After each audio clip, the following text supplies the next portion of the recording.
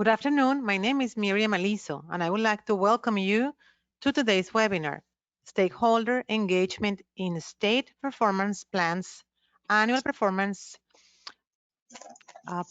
Reports, What Parents Need to Know. Before we get started, I'd like to go over a few items so you know how to participate in today's event.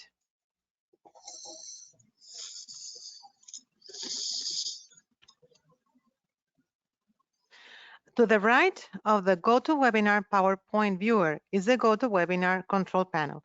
This is where you have the option to select the way you hear the webinar, raise your hand, and ask questions by text.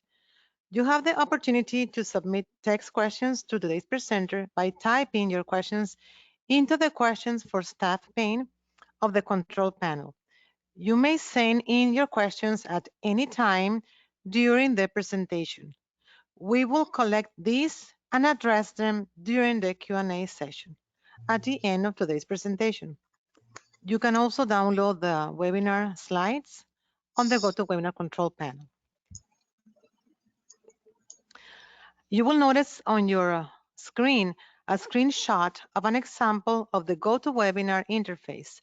You should see something that looks like this on your computer desktop in the upper right corner. You are listening in using your computer system by default. If you prefer to join over the phone, just select telephone in the audio pane and dial-in information will be displayed. Be sure to put in your unique PIN. Also, the control panel will collapse automatically when not in use. To keep it open, click the View menu and uncheck Auto Hide control panel. Today's presentation will be recorded and will be available on the SSIP website.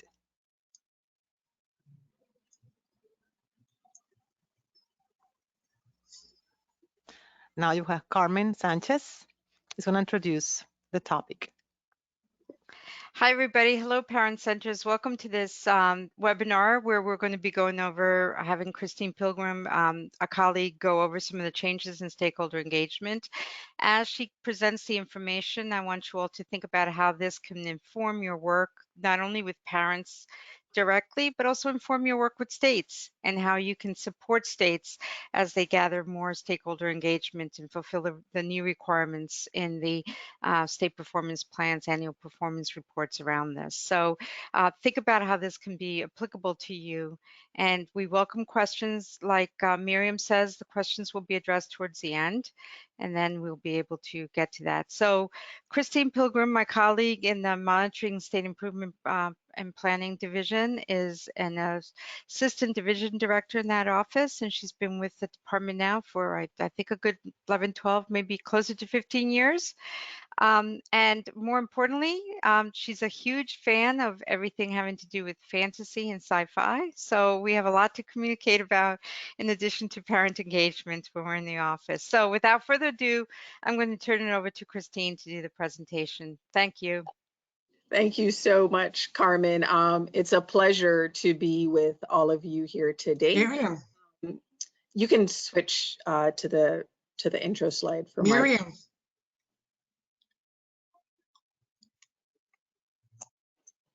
Miriam is muted if she was going to say anything, but I can keep going until you switch over. So as I was saying, obviously I'm pleased to be with you today, and I do hope that it's one of many opportunities to connect with you regarding stakeholder engagement. I've had the opportunity to sort of touch base with Carmen about what's happening with the new package and us sort of being very intentional about our connection with the Parent Center program and all of you. So hopefully this is one of many.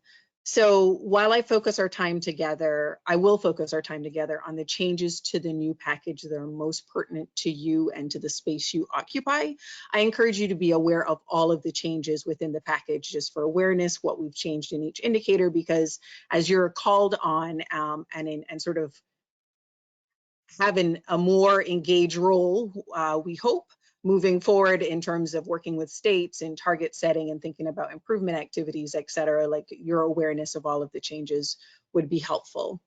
As noted on the agenda, which should be up on your screen. I can't actually see your screen right now because I'm looking at my screen, but I know Carmen or Miriam can jump in if for some reason I am off from you, but you should be looking at an agenda right now. We're gonna walk through some of the changes related to stakeholder engagement.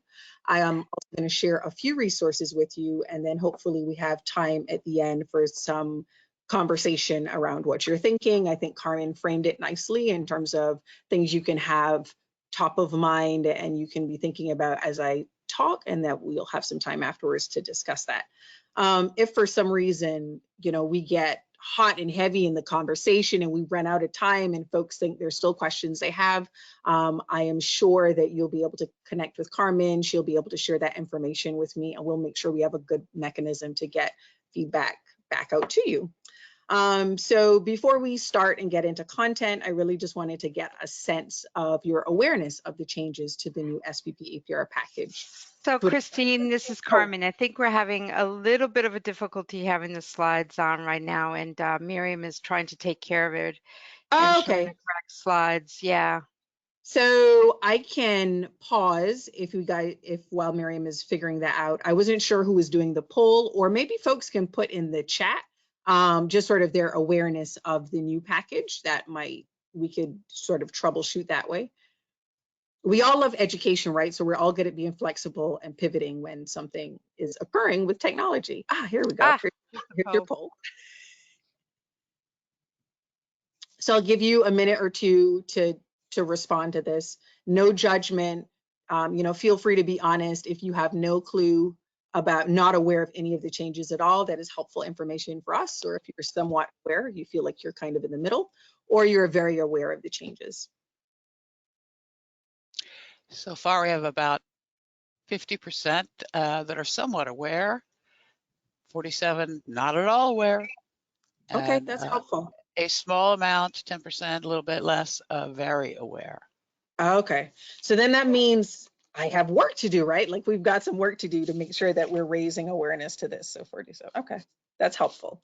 I'll close the poll now. Okay, thank you so much.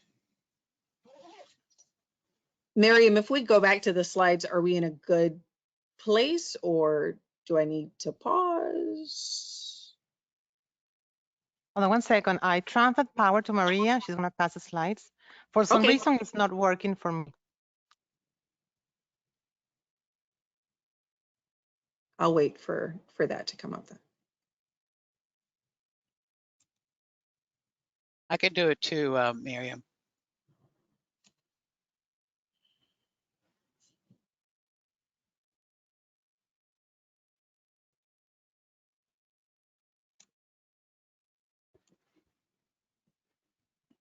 Okay, I think I have it now. Awesome. Oops.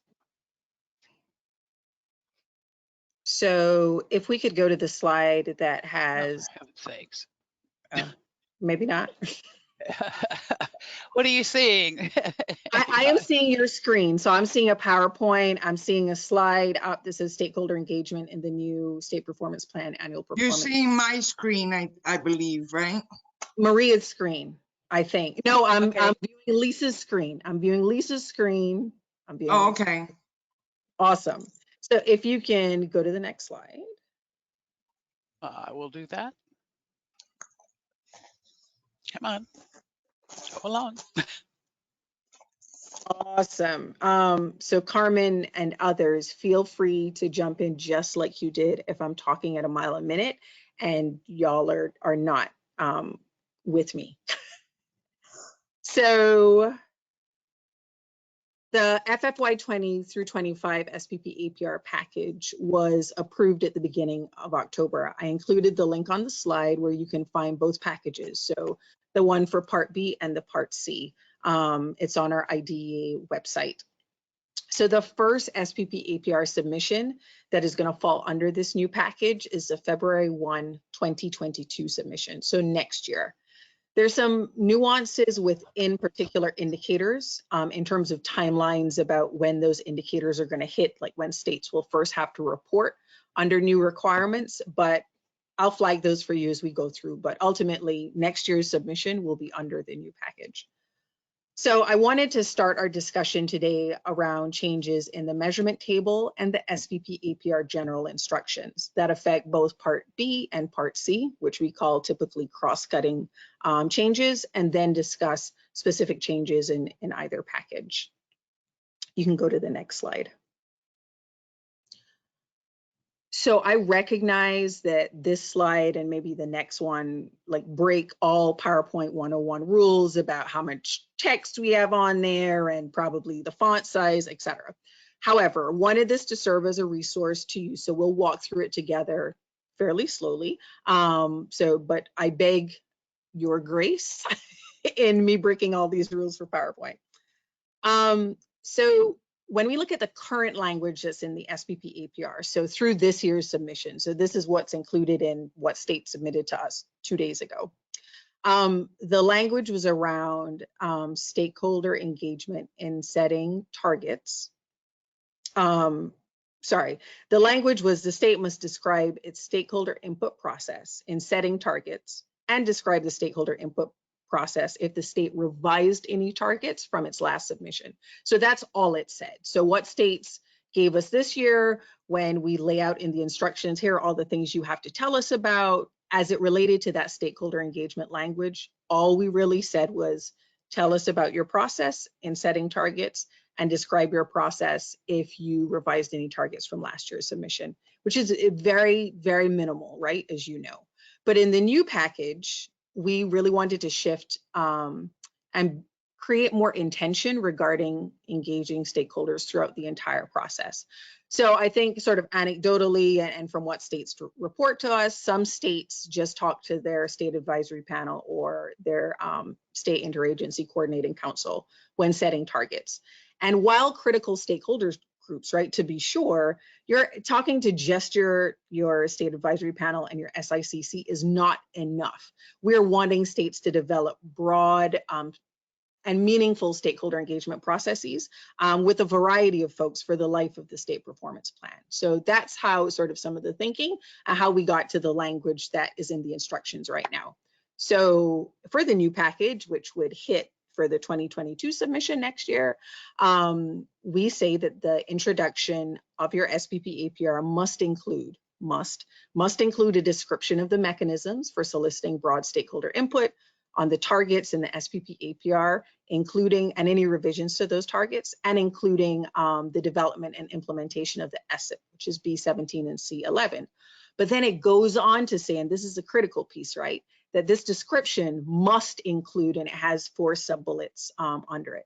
So the first sub-bullet talks about, it has to include, remember, when we say must is must, which is different from should or can or may. Must is like must, so states have to include this. The number of parent members and a description of how the parent members of the state advisory panel, parent center staff, parents from local and statewide advocacy and advisory committees, and individual parents were engaged in target setting, analyzing data, developing improvement strategies, and evaluating progress. So think we went from language which was just, hey, states, tell us how you engage stakeholders to set targets and revise any if you had to now like really listing out what we want these descriptions of this broad stakeholder input process to include. You can go to the next slide. We're also saying that this description has to include description of the activities conducted to increase the capacity of diverse groups of parents to support the development and implementation of activities designed to improve outcomes for children with disabilities. So in this bullet, getting at states, what are you doing to make sure that your diverse group of parents, that you build their capacity to sort of support these endeavors, all the activities you're doing around improving outcomes for kids with disabilities. We're also saying that this description has to include the mechanisms and timelines for soliciting public input for target setting, analyzing data, developing improvement strategies, and evaluating progress. And finally, the mechanisms and timelines for making the results of target setting, data analysis, development of the improvement strategies, and evaluation available to the public. So as you can see through this language, increased emphasis on stakeholder engagement and that elevation of parent voice throughout, which I think For many of you, I know these are exciting changes, and even for some of you that weren't aware that this happened, I hope that you're sitting in front of your computer screen now just wowed and amazed and energized at the opportunity that this brings. Next slide.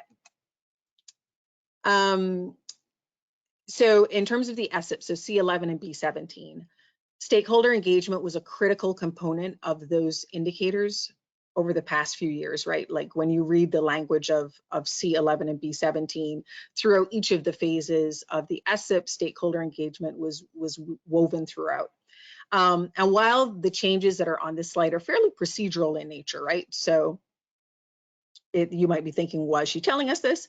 I anticipate that this change, especially this first bullet, could affect or impact the cadence of your work with states if you're engaged deeply, which I hope you all are, in their SSIP work. So starting with next year's submission, the SSIP is going to be due on February 1, which is consistent with all the other indicators in the SPP APR. So whereas before, for the past number of years, quite a number of years, it's been due on April 1. So in terms of when states are reaching out to you and you're engaged in this work with them, it might be sort of on a different timeline, but moving to next year, everything is due on February 1, including the SSIP. So just want you to be mindful of that. The other thing I just wanted you to sort of have information on is that OSAP is going to provide, it says provide a streamlined template, but ultimately states will be reporting this information in the same reporting tool that they report all the other indicators on. So how it's laid out in the tool will be streamlined, and we'll make sure that, you know, we include suggested sections, recommended page limits, et cetera, in our guidance and information we put out to states. States have reported in some cases that the SSIP reporting requirements are quite burdensome. And that we have not provided any guidance on the amount of information that's required. I think, you know, we've tried to walk a fine line and balance sort of this being a state's plan versus us being overly prescriptive. So I think in our analysis of SSIPs over the years, reports could range anywhere from 50 pages to more than 200 pages. And while some reports are quite voluminous, they may not necessarily provide concise, cohesive, easily understandable, and transparent information in terms of sharing what's happening with the state's progress. So just be mindful of those two changes. Next slide. So I wanted to take a minute to talk about some changes that were made across 3 survey indicators. So C4, which is family outcomes, B8, parent involvement, and B14, post-school outcomes. So they are slightly nuanced differences for each of these indicators that I'll cover in a minute when we get to specific changes under the Part C and Part B package. But I wanted to talk generally about the changes that have been made that affect all 3 of these indicators. So generally across these indicators, states are going to have to compare the response rate to the previous year for these indicators. So remember, these are typically the survey indicators, and we've never asked states to compare response rates before. So now we're saying, states, you have to compare the response rate to the previous year, and then also describe any strategies that you're going to implement to increase the response rate. We also want you to analyze the response rate to identify any potential non-response bias and take steps to reduce any identified bias, and also promote increased response. So we're asking for quite a bit of information around this comparison of response rates year to year. And then we also are asking for states to describe the metric that they're using to describe representativeness. I think when we look across submissions, there are some states that tell us, oh, well, when we analyze this data to figure out if our response data are representative of different populations, whether it be students with disabilities receiving special ed services, or thinking about youth who exited the prior year but had IEPs in effect when they left school, et cetera. Some states might tell us, oh, well, we use like plus or minus 3% to determine over or underrepresentation. But then there's some states that haven't said anything at all and just sort of state in their narrative, we think that everything is representative, and move on. So we're also asking that this metric be described in the submission.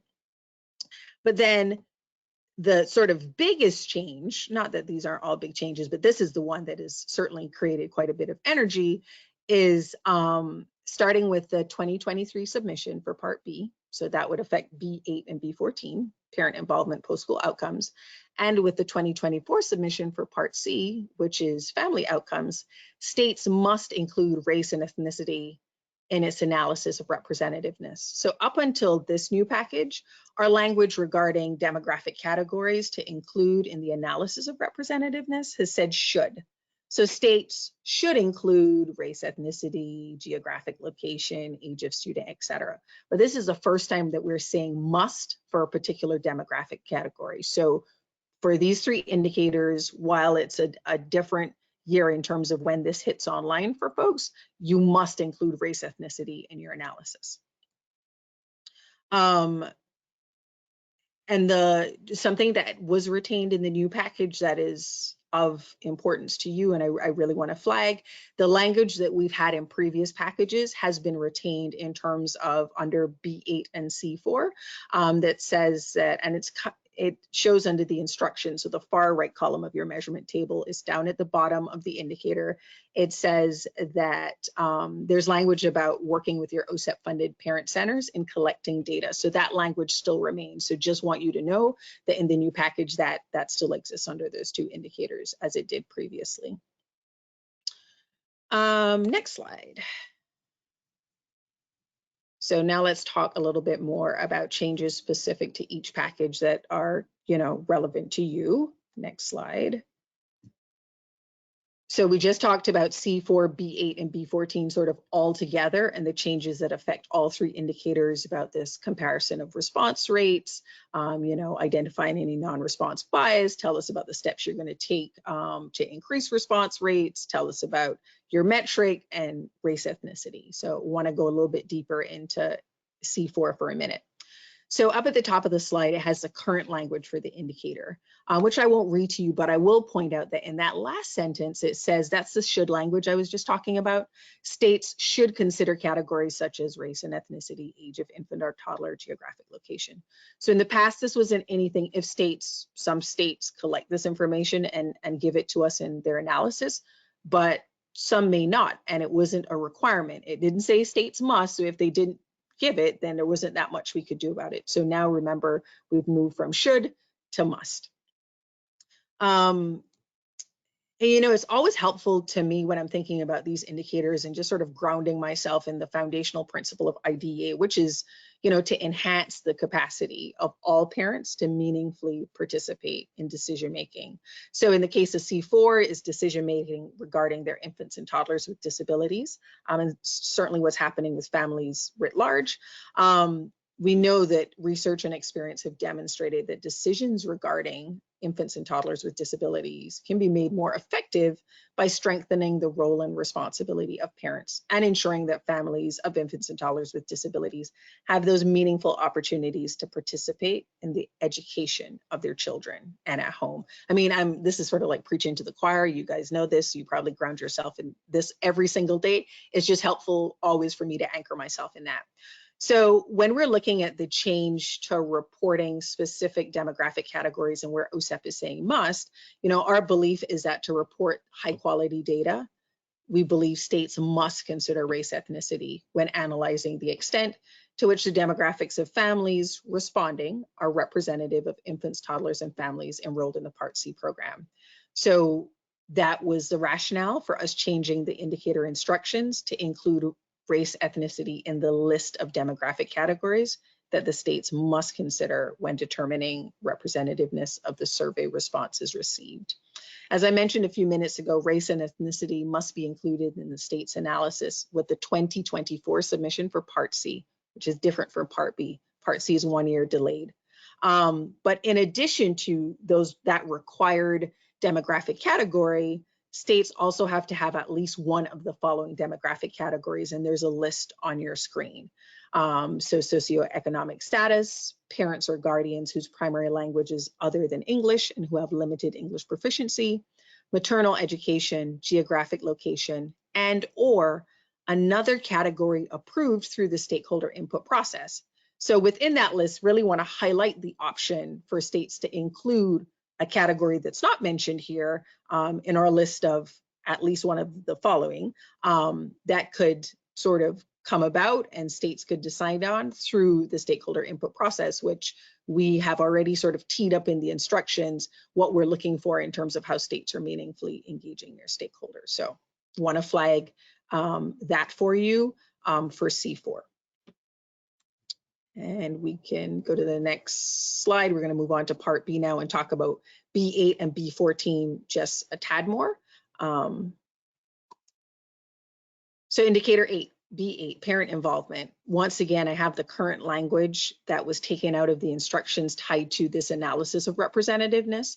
As was the case with C4, it has this should language, right? States should consider these things. And then with the revision, now we're saying what states must include, which, as we've noted earlier, race ethnicity has to be included starting with the 2023 submission.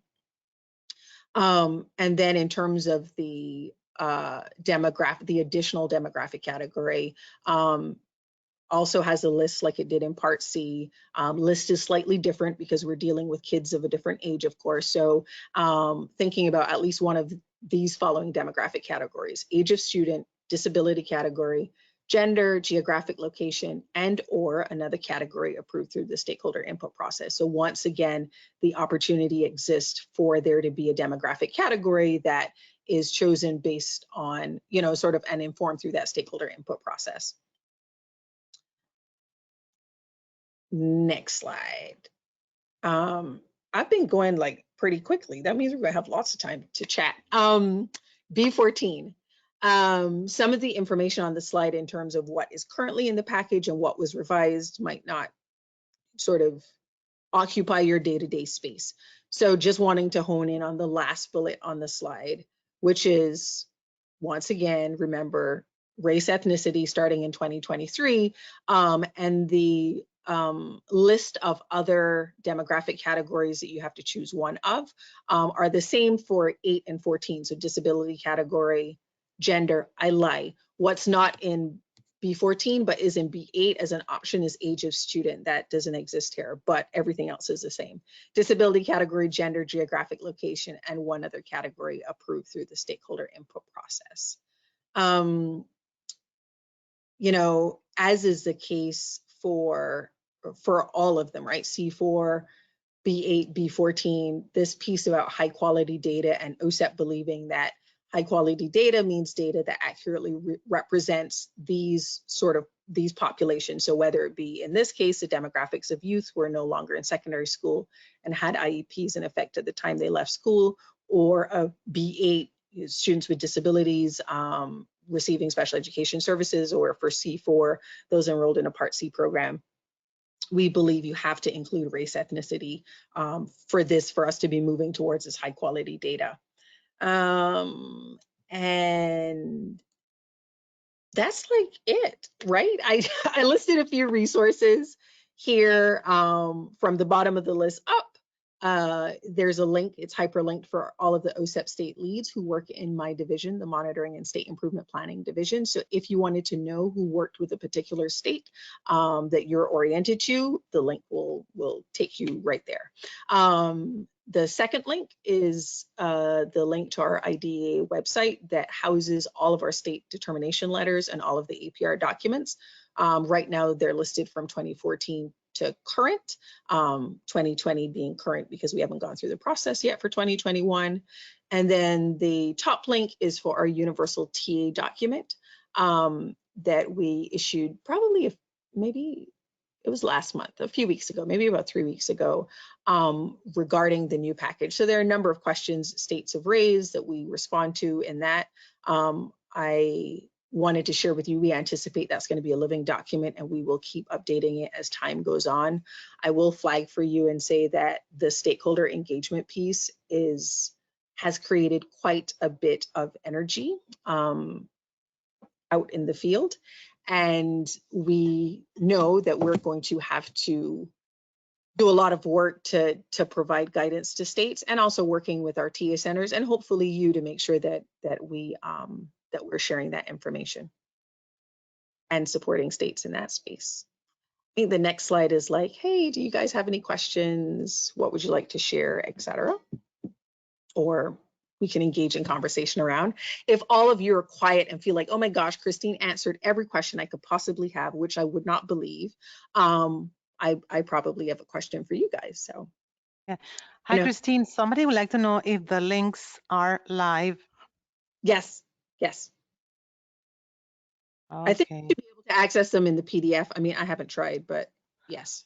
But in any case, everybody's gonna get the recording with the PowerPoint and everything. It's gonna be posted on the SSIP website. Okay. Any other questions have come up? But I think you can also download the PDF of this presentation and check whether or not the links work in that too. So yeah, they should be working. If someone tries it and you look now and they're not working, I can circle Yes, back. they do. Renee says they do. They work. Okay, awesome. So for those who may have had no awareness of this, was it like drinking from a fire hose? I speak really quickly. I should have warned y'all about that because I get so excited about stuff. Was it like drinking from a fire hose? You're like, I need to sit and process, or not? Or for those of you who are like, I memorized all of this, and actually, Christine, you made a mistake in that slide. I'm just kidding. I would hope there are no errors. I would expect there are no errors, but maybe you have thoughts or initial impressions just based on what I've shared or not, or you've been thinking about it since October when we released it, and you have loads of ideas. I encourage and welcome the conversation. I know that this group is not shy.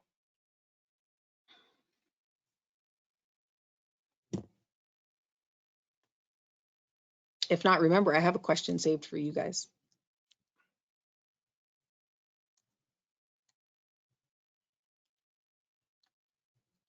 Okay, there's a question here. Does the U.S. Department of Education finds which agencies of each state report post-school outcomes? For example, VR. Is it possible for folks to take themselves off mute and ask me that question, or no? Because I might have follow-up questions, and I don't. Yeah, let me see if I can do that. Hold on one second. That's no problem.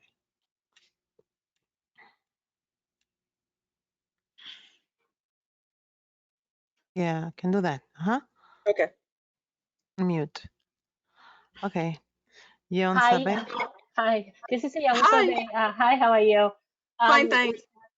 My name is Young Sobe. I'm the executive director of CIDA. We serve Asian American, actually Korean American families who have children with a disability in New York City and Long Island. And I'm just wondering the post-secondary outcomes that the state reports. So, yes. I mean, my question actually, there's a typo, I'll try to type really fast. The USDOE tells each state which agencies of each state, and such as VR, or we have also the agency serve for the people with a developmental disability. Do they define which agency outcome will be included in the post-school outcomes? Oh, do you mean like in the survey when they're in the surveys? Exactly. Yes. No, we are not that prescriptive in terms of you have to include those specific agencies. What the indicator does though is that the how we measure it, it's looking at the number of kids like in competitive employment, higher education, enrolled in higher education, competitive employment, or some other kind of employment. So those are the three subcategories when states are collecting the information that they are doing the calculations on. But there's no part of it that says you have to be working with X folk. I think what you're speaking about in terms of other public agencies that states might be working with around transition planning for students, et cetera, that's not going to be captured in indicator 14. No. Okay, great. Yeah, that's why some states that pull that data. So for I'm trying to think off the top of my head, the last indicator analysis I saw, it might be about half the states do it on a census, the other half might sample. I think there are a few states that have statewide longitudinal data systems and have access to like Department of Labor information and can pull from that to answer some of these questions versus calling up every single student who left a year ago to see what they're doing. But yeah, no, the indicator doesn't ask or does not dictate who they're working with. Okay, thank you. I mean, I was just always wonder that, you know, where all this data come from. Whenever states that says, you know, we have employment rate of such and such says, and you know, first of all, the liability of these the data.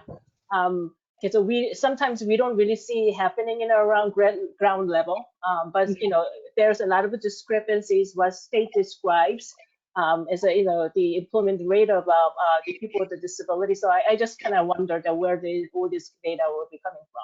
Thank you. No, I don't know if you've ever like gone back to read what New York has submitted to us, but I mean, it's posted.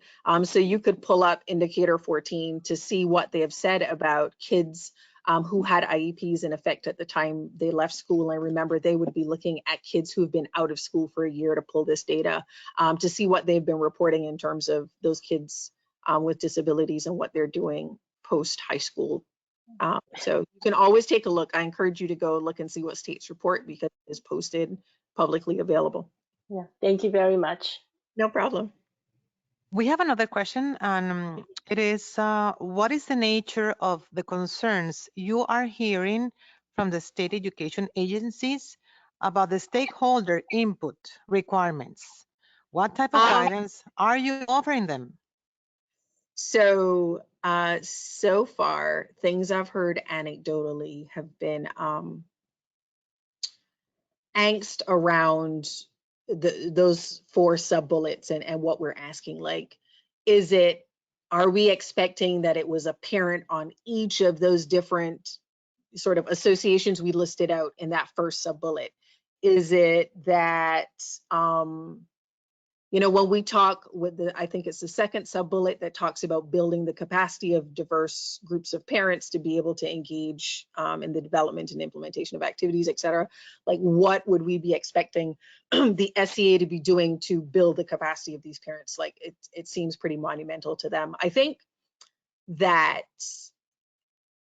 not surprisingly, right, like there are new requirements. States are wondering what OSEP is going to accept. Or what we may push back on, I don't know.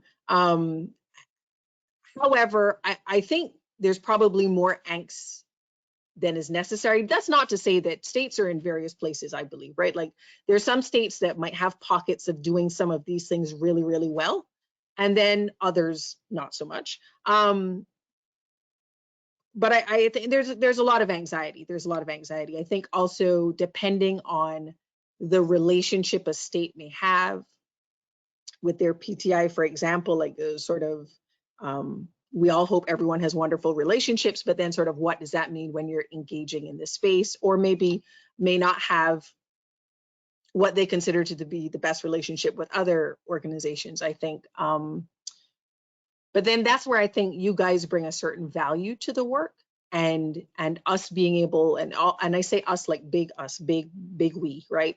Us being able to articulate that value beyond like people's egos or personal feelings or concerns or anxiety or whatnot.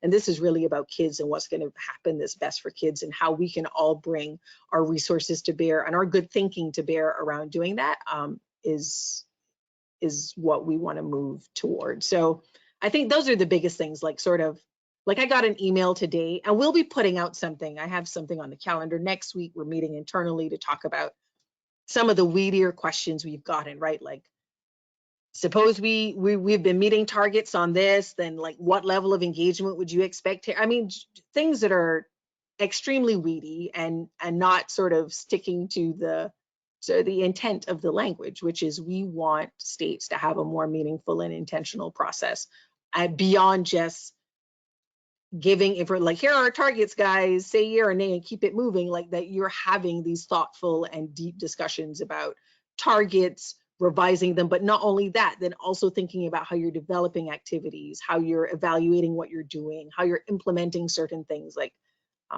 but yeah, those are probably the biggest one. So we recognize that we're going to have to do some more work to help states breathe a little bit in this space and let them know all of the incredible supports that exist and how they can leverage those to do well in this area. And that doesn't mean that everyone is perfect straight out the gate, right? Like, So I just sort of wanted to add that this conversation doesn't seem that different than the kind of conversation that happened when the SSIP was first introduced. yes. So when the state systemic improvement plans was first introduced, states did not feel that they had the capacity to do that kind of planning, and therefore really sort of struggled with it. And we heard a lot of pushback on that too. I Yeah. think one ways in which you all can think about it, and you can certainly talk to your PTACs about this, is the way in which you can sell that if they are not comfortable with the capacity of building families' capacity and parents' capacity to engage in this kind of work, that's what you all have been doing for quite a while, is building that kind of leadership in parents. That we have tools that have been proven, like serving on groups and leading by convening, that you're well versed in, and therefore you can be a support to your state as they do this to ratchet down some of the anxiety that they feel right now, because like anything else, in time they'll get better at it too. Yes, yes, yes, yes. We have one comment and combined with a question. Yes. And Paola says, it is super exciting to hear that is intentional to get input in the SPP from parent centers and parent staff, etc. Can you share with us more about how this looks like? Is there a target about the number of parents, etc., each state should be hoping to have? Is there any state that is already doing this in a more informal way? Oh, you know, those are excellent questions. We have not said there's a magic number at all. So no magic number. I think though that our hope would be that we're looking at diverse parents. Like, you know, if you report to us that we have 2 parents that serve on this one group and we only engage this one group and they're 2 white male parents, let's say, then one could question sort of how you're reaching out to diverse groups of parents, right? Beyond just the 2 that you've tapped to be engaged in this work fully. So we haven't set a magic number, but we would hope that states are looking to engage broadly. So whether it be parents who have parents of kids with disabilities who have disabilities themselves across race, ethnicity, demographics, level of education, whatever it may be, right? That you're looking beyond just the parents that you tap all the time, the same parent for the same thing, that's your go-to, that you're looking beyond that and how you can engage folks. I think there was another question you asked about folks that are doing it well. This is what I'm hoping our TIA centers and even some of you are going to be able to share with us in terms of those pockets of excellence, those exemplar states that are doing pieces of this really, really well. I think that we probably have a sense, if we draw on the work states did around the SSIP, and Carmen, thank you for raising that, because I think you're absolutely correct. When the SSIP first hit, folks were like, oh my gosh, how are we going to do this, et cetera, et cetera. But then states really did a good job, right, and worked with their centers and thinking about all of that leading by convening work, which was happening a lot early on in those stages. And states have done good work around that they should be able to replicate to the other indicators and deepen more based on what we're saying we want. So I'm hoping to get some ideas from folks out there about who's doing a great job at it. I think I've been in particular states where I can recall, although we haven't traveled in a long time and I'm old, so my brain's a little sketchy, but where I've seen good things. Like I remember once, I was the Delaware state lead for a number of years, being in Delaware for an SSIP meeting they had with a stakeholder group. And in this particular meeting, and it was a fairly broad stakeholder group, maybe about 30 people or so. But they were looking at data, and they had like data walls all over the place. So there were like these big sheets of poster paper, and they were up, and there were dealing with data, but they did such a good job in the beginning preparing the parents who were involved in that, because they had a few parents in their stakeholder groups, but preparing the whole group in general, regardless of their skill set and comfort level with data, but preparing them to engage in these deep discussions about the data they were seeing in Delaware. So they had like things like, they had a little name for it, which escapes me now, but being able, it was almost like data prompts, right? That based on the graph you're seeing, just sort of, these are some of the things you're seeing that we're going to talk about. They did a good job of building some capacity for folks to be able to have a conversation that was intelligent. It didn't mean that you did SAS and you were like, you had your PhD in statistics, but that you were able to look at data, gain some information from it, ask thoughtful questions, et cetera. And I remember being in that meeting thinking, oh my gosh, they're really doing a good job of building level setting for everyone and bringing everyone up to speed. I'm sure there are lots of examples of good work around the SSIP that, thanks Carmen for flagging, that we should go and look back to as well to think about how some of those states might be building that out for the new requirements that are coming online next year. Well, there is another question here, and it comes from Mary Jacob. When should states be reaching out to us? I have heard, sorry, y'all are seeing me like rub my eye, take off my glasses. This is, you know, it's me at the end of the day. I know that states are starting, some states are starting this work now. So I've heard from a few states that like, hey, we want to pull together our stakeholder groups like starting in early March to start having these discussions. And so now they're teeing up lots of questions for us to see what direction we might be going in, et cetera. I think there's some states that were trying to get through SPP APR submission on February 1 and aren't in the same place in terms of thinking about, okay, next month we could start pulling people together to start having those conversations. So I think it varies, but I think it will probably start happening within the next few months. Because when you think of, now I say that and like we're still battling COVID, right? So I do have some level of sensitivity to the fact that states are dealing with very big issues because of the pandemic, but I would say probably in the next few months, because you're going to want to have, you know, all of those different touch points when you're thinking about targets for all of the indicators, because they're going to have to set new targets for every single indicator. And then some indicators have changed quite a bit. So then that's a whole other discussion. There's some indicators that have way more sub indicators now. There's some indicators that are causing states a lot of angst and worry at the moment, that then those are going to be other in-depth conversations. So it should be happening, I would say, over the next few months. They should be starting to do this work, I would expect. Nora's had her hand up for quite some time. Her oh, sorry. arm must be ready to fall off her body. Yes, I can't. Diana, question was. I am trying to unmute Diana. Yeah, we have some people on waiting. Okay. Can you This talk? is Carmen. While we're waiting for Nora and Diana to talk, I just sort of want to sort of say too that, you know, being informed with this kind of knowledge, you can go into having that you can initiate these conversations with your states, depending what your relationship is like, and then say, you know, how can you be of most use to them? Yes, absolutely. Absolutely. Okay. I wonder if Diana can talk. Yes, can you hear me? Yes. Yes. Hi, Diana. How are you? Okay, how are you? Everybody shouldn't have gotten a hi, but I know Diana's voice from many different places. Yes.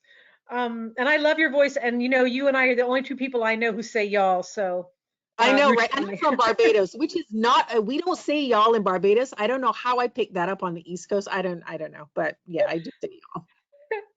Anyway, I just wanted to mention two things following up on some things that you mentioned. One is that the National Center for Parent Information and Resources, the SIPR, and the regional parent TA centers do the indicator 8 analysis for the SPP APR. Yes. And in the past, we have, you know, in our report, we have identified some, you know, really effective practices, particularly representing partnerships with parent centers. that have succeeded in enhancing, survey responses as well as, improved outcomes. So anyway, so just want to remind people that we do that analysis. So I think we, when the new ones come in, obviously not this year, but next year, we'll be doing that analysis, and we'll have the opportunity to identify some really great examples.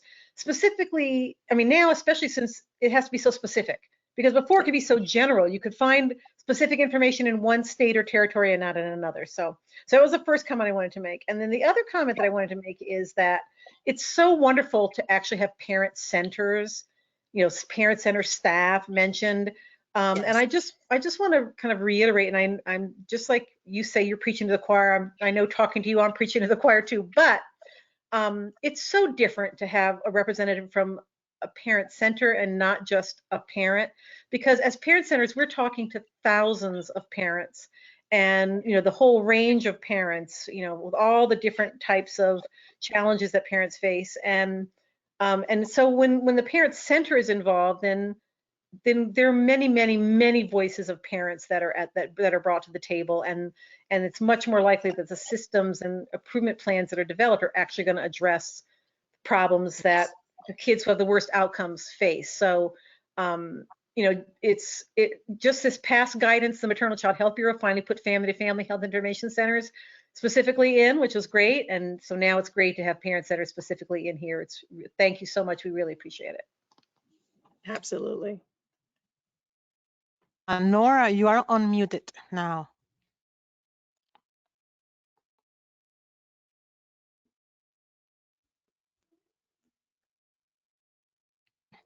Can you talk, Nora?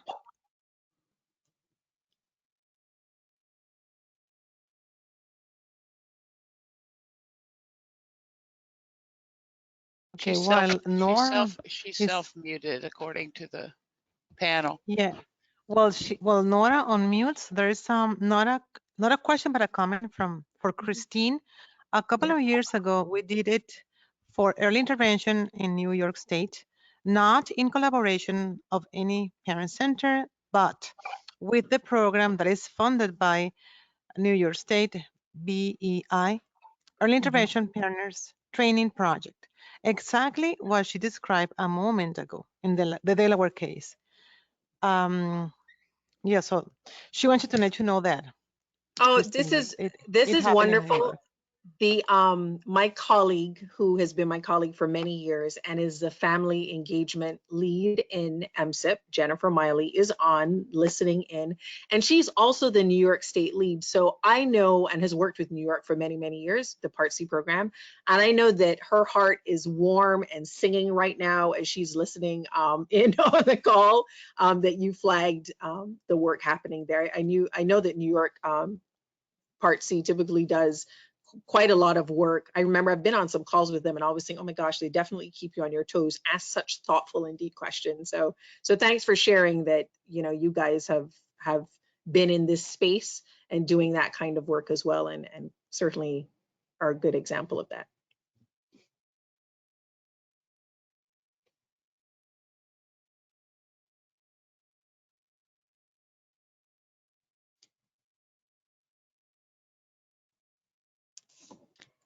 Do we want to try to see if Nora can unmute herself and speak now?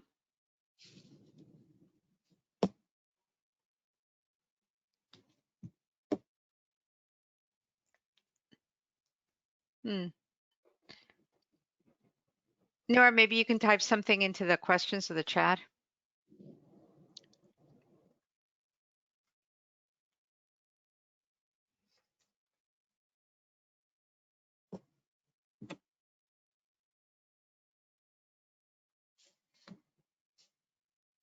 Okay, I don't see any other questions on the questions area. Okay, I think. Hold on one second, let me see. Oh wait, something's coming, Okay, or Nora might be able to. There's a question, I think, is the 2022 data that will be reported a benchmark for future years? That's a question from Cheryl Thompson. Oh, that's a good question. So you mean like all of the what is sort of what we're requiring in that stakeholder engagement language in the introduction, if we're going to use that data as like sort of baseline for moving forward. I'm hoping I understood, or benchmarking for it. I'm hoping I understood your question correctly. That's a very interesting question. I think historically, in my experience with the SPP APR, and I've been working on the data team that takes the lead on that work for quite some time, I don't know that it would be a benchmark. I think that what will happen is this, right? That we will look across submissions to see what states are doing and what they're not doing. I think states will be held to what is, you know, sort of the letter of what's in the instructions, right? There's certain things we say must about. I think sometimes people would like us to get at quality of things, but ultimately we have to stick to the words on the page and what the language says. Think if we are going to set a speed limit in some form or fashion, we would do it early on. And we typically, unless for some reason there's some administration priority or policy shift or something big changes it, we typically don't sort of, okay, a state reports this way, sort of consistent with the measurement, even though it might not be like the gold star or gold standard or something. And then all of a sudden just switch it up and be like, well, now we want more, without also changing language in a measurement table, right? Like those things have to happen for us to be upping the ante. But I think this first year we will be paying close attention to what we get. And then deciding on our response to that. I think states get a little nervous, like, are they going to go to SPP APR jail if they don't have all these things and whatnot? And I don't know who's gone to SPP APR jail yet, but they will have to speak to what is in the language, and where we say must, it is must. So we'll do what we can to support them in that and what makes sense. I think too that, you know, even with the SSIP, when that hit, right, and states were starting to work, what states were doing to engage their stakeholders in year one is probably very different from what it looks like, you know, phase 3, year 3 necessarily, because, you know, we hope that we're all in this continuous improvement process, right, and that you're always looking to deepen what you're doing, enhance what you're doing. So I don't know that I gave you a clear answer, but I think that we will pay close attention to what we get the first time, and be very intentional and see what we can say about those submissions. The other thing too, right, is like, how is COVID going to impact any of states' ability to do this and do this well in a virtual space, connecting with folks? So that's another complication to things. So, but I don't know what we will see. Hopefully we will be able to engage well enough with our TA centers and with you guys that we can keep this communication going and make sure we get the best information we can out to states so they can do great things. Yes, I think the parent centers here are thrilled to hear this information, engaging the parents in this way. Yeah. Right? I presented to this, there was a webinar, I think NCSI did it with state advisory panels and SICCs. Carmen, you're probably on that one. We had this conversation there that they were also excited. Some of them had no idea. I'd mentioned that to state, like, sort of like, oh my gosh, how is it that, and they were like, well, maybe states haven't started to have those discussions yet. And I was like, well, it's not like a defensive thing. It's just, then OSEP has to do a better job of getting the message out. I think that's on us to make sure that everyone is aware of what the new requirements are, so that all the folks that could have a hand in this and do great things are aware of it.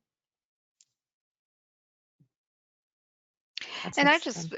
I just want to say, you know, it's too early really to know what the administration's priorities are going to be. We found it, you know, today was the hearing for the nominee for the Secretary of Education. But a lot of the signs in terms of the executive orders that are coming out of President Biden's office are suggesting that they're really going to focus a lot on equity issues. And so, you know, working on this and being prepared to do this kind of engagement is a good way of sort of preparing themselves to the states for if there's going to be other requirements later on that are related more to equity or related more to tackling significant disproportionality, which has been around for forever. You know, so that's something else too to bring up to states, that it could be a preparatory work to be ready for that too. Absolutely. Okay. So, Don't forget to answer to the question, a little survey that will pop up when the webinar is over. okay, so the survey is for, is the survey on the webinar, right, Miriam? Right, exactly. But Christine, do you want to send them off with a question and they can either answer in the chat or get back Sure. to me Yes. and your project officer with? Yes, and I think that question is, so yeah, definitely send it to Carmen or put an answer in the chat. Just sort of what are the ways you see yourselves as being able to support states in this effort? So if you were to have a conversation with the state, I think I mentioned it earlier, and Carmen had said something also similar, like your value that you bring to these conversations, what do you think that is? Like, this would be your calling card, your selling point. You know that this is your value add to this work. I would love to hear those thoughts. So even if you need a little time to think about it and come up with, something that you want to share, there's always a mechanism to share it through Carmen, but I'm very interested in that.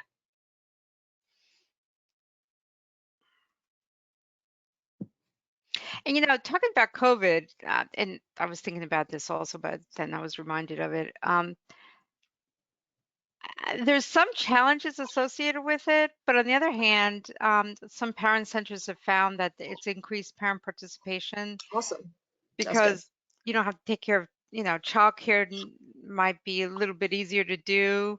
I think the challenge is for states how to have conversation when they're so used to doing it in person and doing Yes. this, moving to this Yes. virtual platform and saying to people, this is how you mute your mic, and what if your bandwidth is not good enough, and the struggles we've had in the department too. Of course. Yeah. We FYI, everyone, we just got a message today saying how our virtual network was having problems, and this is how to fix it. So we know how difficult this has been for Carmen, I was sweating because all I was thinking, I was trying to be on Teams, nothing would work. I was like, oh my gosh, we have a webinar. I'm going to have to be like on the phone. Suppose my computer wasn't working. So it's good that that all worked out. I think one more thing, that comes to mind as you mentioned, sort of operating in a virtual space is the challenge with making, building a relationship with folks that might not have typically been at the table, right? Like, is one thing if you're relying on the same cast of friends and characters that have typically been involved in the conversations, but as we're asking you to reach out beyond that, like, how do you bring folks into this virtual space and start to build a relationship, have a certain level of trust where like, oh my gosh, I can't believe you said that, or whatever could possibly happen. So that's also something else to think about. I think we're probably getting better at operating virtually, but now it's like building those relationships beyond what you typically are doing. That's the next piece. And the parent centers shouldn't overlook the fact that they've gotten certain skills in doing that, and that those skills have really been honed during this 10 plus months of COVID, and then therefore you can also be helpful to the states. Definitely. So we have a couple of comments, one from Diana. And she says, as the National and Region A Parent TA Centers, we can support parent centers to be effective in reaching out to and engaging with their state, territory, both Part B and C. As a parent center, we are already very engaged with our state in the SPP, APR, SSIP process.